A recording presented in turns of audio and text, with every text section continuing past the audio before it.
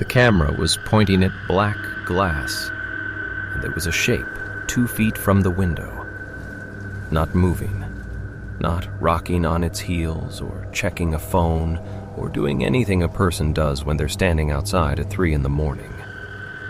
Just standing. I watched 4 hours of footage the next day, and the shape didn't move once. But I'm getting ahead of myself.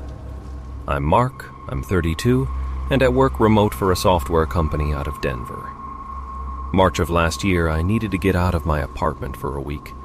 My upstairs neighbors were doing renovations, and it sounded like they were dropping anvils on a marble floor every morning at 7. I found this Airbnb listing in the Appalachian woods, somewhere between Asheville and the Tennessee border. The photos looked good. Cabin-style house, big windows, decent Wi-Fi according to the reviews. The host's name was Gerald. His profile picture was a golden retriever. 5 stars across the board. I booked it for 7 nights. The house was about 40 minutes down a winding dirt road off Route 19. I got there on a Sunday afternoon. It was exactly what the pictures promised. 2 bedrooms, a kitchen with one of those farmhouse sinks, a back deck that looked out into dense forest. The kind of place where you don't see another building in any direction. The nearest neighbor was apparently 3 miles up the road, according to Gerald's welcome message. He'd left a binder on the kitchen counter, with Wi-Fi passwords and instructions for the wood stove, and a list of emergency contacts. I texted him that I'd arrived. He sent back a thumbs-up emoji. The first 2 days were perfect. I worked from the kitchen table, took calls on the deck, went for a walk down the dirt road in the evenings. It was cold enough that I kept the wood stove going most of the time. At night, it was the kind of quiet you don't get in a city. No traffic hum, no distant sirens, just wind in the trees and sometimes an owl. I called my mom on Tuesday night around 9. She lives in Ohio, and we talk once a week, usually. She asked how the place was, and I told her it was great, told her about the view, told her I'd been sleeping better than I had in months. We talked for maybe 20 minutes, normal stuff. She mentioned that my cousin Sarah was pregnant again. I said I'd send a card, that kind of thing. Wednesday night, I woke up around 2:30. I'm not sure why at first. I hadn't heard anything loud, but something had pulled me out of sleep. I lay there for a minute, listening. The house was quiet. Then I heard a voice outside. It was faint, muffled by the walls, but definitely a voice. A man's voice. I thought maybe it was someone walking past on the road, even though that seemed unlikely given how far out I was. I got up and went to the window in the living room that faced the driveway. Couldn't see anyone. The voice kept going. It sounded like he was having a conversation, but I couldn't make out words. Just the cadence of someone talking. I stood there for a few minutes, trying to figure out where it was coming from. It seemed to be coming from the side of the house, near my bedroom window. I went into the bedroom and cracked the window open about an inch. Cold air came in. The voice got a little clearer. He was saying something about Ohio. I pressed my ear closer to the gap, and then I heard it. She mentioned that Sarah was pregnant again. The exact words my mom had said. The exact phrasing. My stomach did this weird flip. I pulled my phone out and opened the voice recorder app, held it up to the window. I recorded about 2 minutes before the voice stopped. Then silence.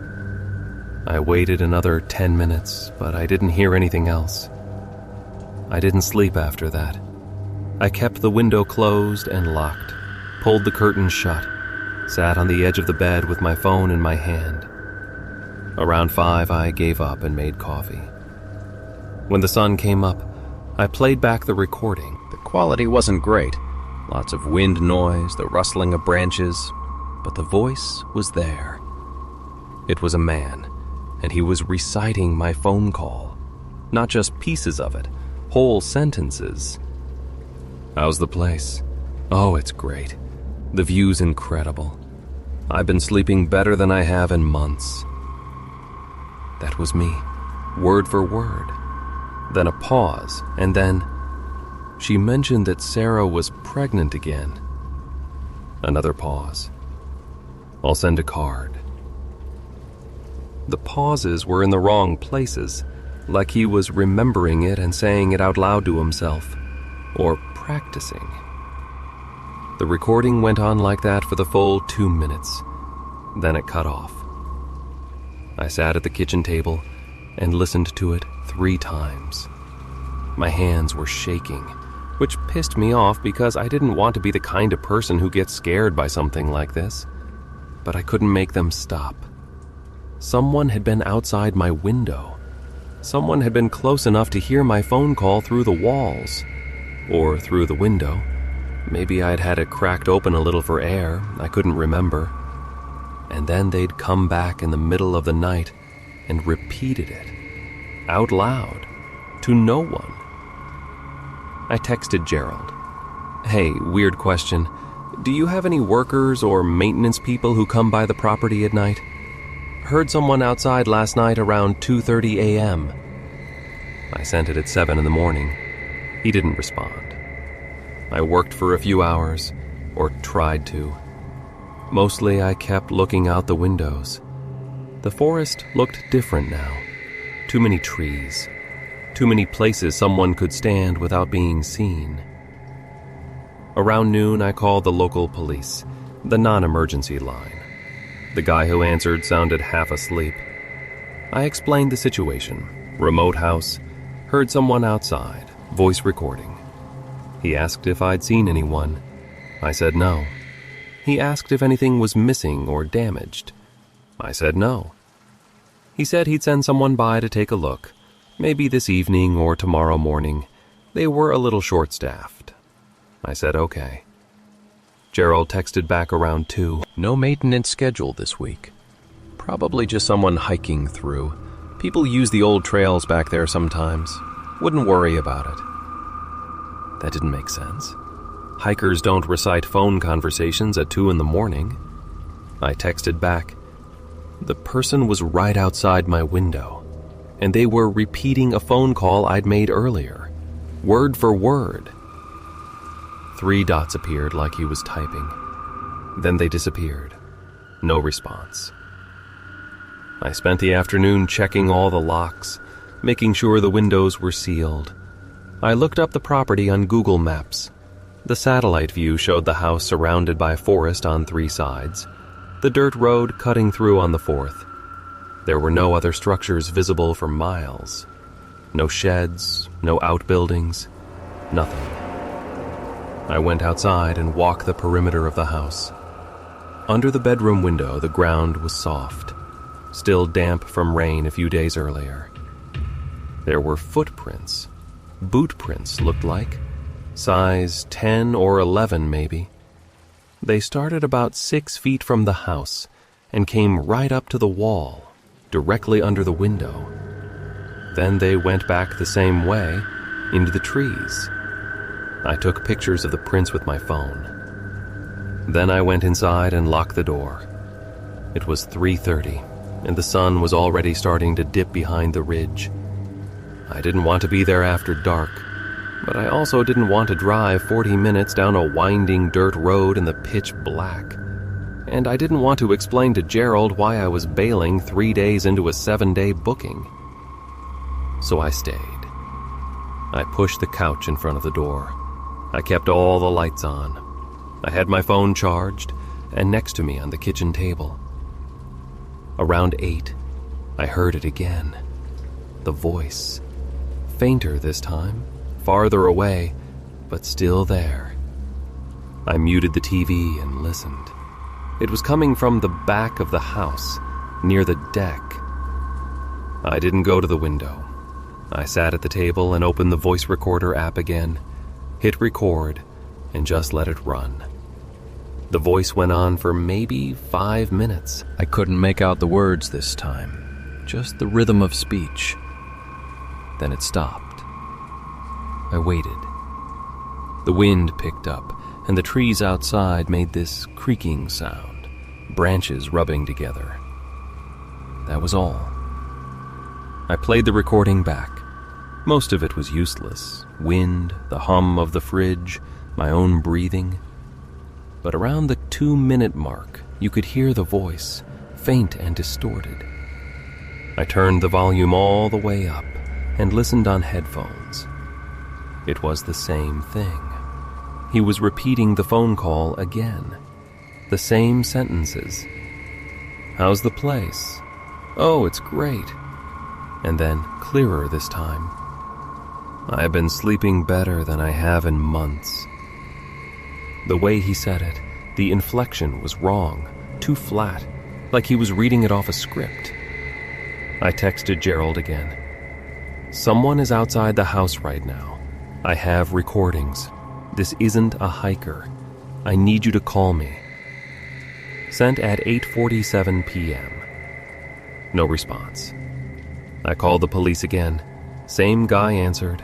I told him someone was still out there, that I had recordings, that I had footprints. He said the officer would be by in the morning. I said I didn't think I could wait until morning. He said if I felt I was in immediate danger, I should call 911, but otherwise they'd be there first thing. I hung up. I wasn't going to sleep. That was clear. I made more coffee and set up my laptop on the kitchen table, where I could see both the front door and the living room windows. Around 11, I had an idea. I had a webcam I used for Zoom calls, one of those Logitech ones with night vision. I took it into the bedroom, set it up on the dresser facing the window, and angled it so it covered the whole frame. I plugged it into my laptop and opened the recording software. If someone came back, I'd have video. I went back to the kitchen and watched the live feed on my laptop. The window was just a black square. The curtains were drawn, but the camera's night vision could pick up shapes if something moved outside. I sat there for an hour. Nothing. Around midnight, I heard the voice again, but this time it was coming from the front of the house. I didn't move. I just watched the feed from the bedroom camera and listened. The voice went on for a few minutes, then stopped. I checked the front windows from where I was sitting. Couldn't see anything. The driveway was empty. At some point, I must have zoned out, because when I checked the time again, it was 1:30. The live feed from the bedroom showed the same thing. Black window, no movement. I got up to stretch and make more coffee. When I sat back down, there was something on the feed. A shape, right outside the window. I leaned closer to the screen. The shape was dark, maybe 6 feet tall, standing about 2 feet from the glass, completely still. I couldn't make out any details. No face, no clothing, just a silhouette against the slightly lighter background of the forest. I watched for a full minute. It didn't move, not even a sway or a shift of weight, just standing there. My first thought was to go into the bedroom and confront it, open the curtains, bang on the window, something. But I didn't. I don't know why. Something about the way it was standing there, so still, made me think that would be a bad idea. So I just watched the feed. 1:30 became 2. 2 became 3. The shape didn't move. At one point, I got up to use the bathroom, and when I came back, it was still there. Same position. I started taking screenshots every few minutes, just to have proof. Around 4, the shape was still there. I was starting to think maybe it wasn't a person. Maybe it was a tree or a post or something I'd mistaken for a person. But I'd walked around the house earlier. There was nothing that close to the window. And trees don't have that kind of shape. At 5:15, the sky started to lighten. The shape was still there. Then, as the light grew, it just wasn't. 1 second it was on the feed. The next second, the window showed an empty patch of ground and trees beyond. I rewound the footage. There was no movement, no moment where it walked away. It was just there, and then it wasn't. I checked the timestamp, 5:23 a.m. The shape had been standing outside my window for almost 4 hours. I didn't wait for the police. I packed my stuff in about 10 minutes, threw everything in the car, and drove out. It was still early, the sun barely up, and the dirt road looked different in the morning light. Narrower, more hemmed in by trees. I kept checking the rear view mirror like something was going to be following me, but nothing was there. When I hit Route 19, I stopped at a gas station and sat in the parking lot for a while, just breathing. My hands had finally stopped shaking. I called the police from the gas station. Different person this time, a woman. I told her I'd left the property, but I had video footage and recordings, and I wanted to file a report. She took my information and said an officer would follow up. I asked if they could send someone to the house today. She said they would. I gave her Gerald's contact info and the address and my phone number. She said someone would call me. I drove back to my apartment in Denver. Took 2 days. I didn't stop except for gas and food and a few hours of sleep at a motel outside Kansas City. The officer called me 4 days later. He said they'd gone by the property, walked the perimeter, checked the woods. No signs of anyone. No footprints. It had rained the day after I left, so the ground was a mess. No evidence of trespassing or disturbance. He asked if I'd sent the video footage. I said I'd email it. He gave me an address. I sent everything. The screenshots from the webcam feed, the audio recordings, the photos of the footprints. He said he'd take a look and get back to me. He never did. I tried calling Gerald a few times over the next week. He didn't pick up. I sent him a message through Airbnb explaining what had happened and asking if he knew anything about people on the property or previous complaints. He responded 2 days later. Short message. Hey Mark, sorry to hear you had a weird experience. We've had a couple guests mention hearing things at night. It's a pretty remote spot, and sound carries weird in the woods. Previous guest mentioned something similar actually, but we had someone check it out and didn't find anyone. If you want to leave a review, just be honest about your experience. Hope you're doing okay. I wrote back immediately. What do you mean the previous guest mentioned something similar? What exactly did they say? 3 dots appeared, then disappeared. I waited an hour. No response. I sent a follow-up. Gerald, I need to know what the previous guest reported. This isn't just hearing things. Someone was outside my window for 4 hours. I have video. No response. I checked his Airbnb profile. Active listings, recent reviews. He was clearly still using the platform. He just wasn't responding to me. I left a review. 3 stars. I explained what happened. The voice outside, the recordings, the figure on the webcam. I didn't exaggerate. I just laid it out. The review posted, and then 2 days later, it was gone. I got a message from Airbnb saying the review had been removed for violating their content policy. Something about unverified claims that could harm a host's reputation. I tried to appeal it. They said the decision was final. I still have the footage. I've watched it maybe a dozen times, always looking for something I missed. A detail in the shape, a reflection, something that would explain it. There's nothing. Just a silhouette standing outside a window for 4 hours. The audio recordings are the same. A man reciting a phone call he shouldn't have been able to hear. I sent everything to a friend of mine who works in audio engineering. Asked if he could clean up the sound or identify anything about the voice. He sent it back a week later. "Can't get much more out of it," he wrote. "But whoever it is, they're not talking to anyone. No pauses for responses, no variation in tone. It's like they're just practicing speech." I haven't been back to Appalachia. I don't take remote work trips anymore.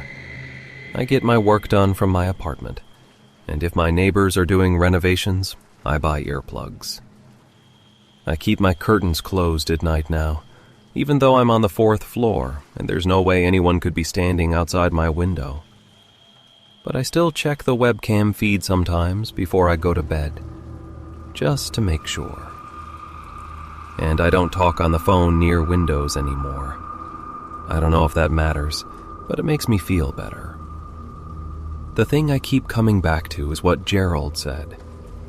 Previous guest mentioned something similar.